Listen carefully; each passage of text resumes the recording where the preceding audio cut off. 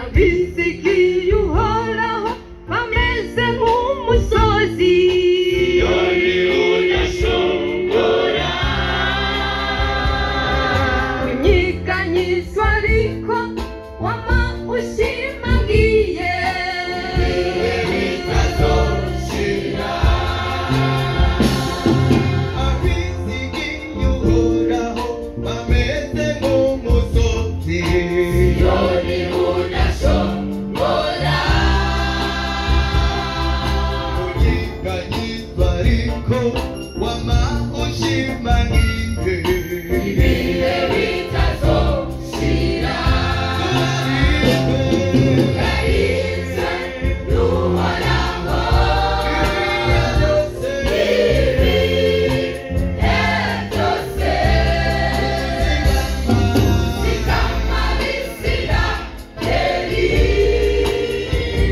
nawe unyita ndasinzira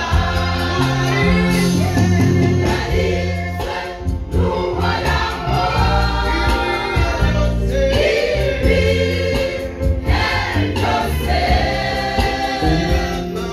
zigama bisira heri nawe unyita ndasinzira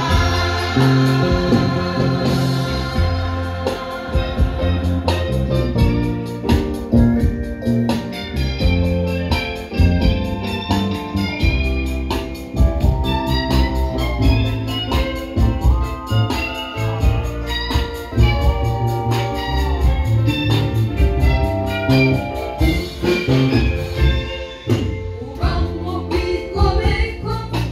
n'iyisumba byose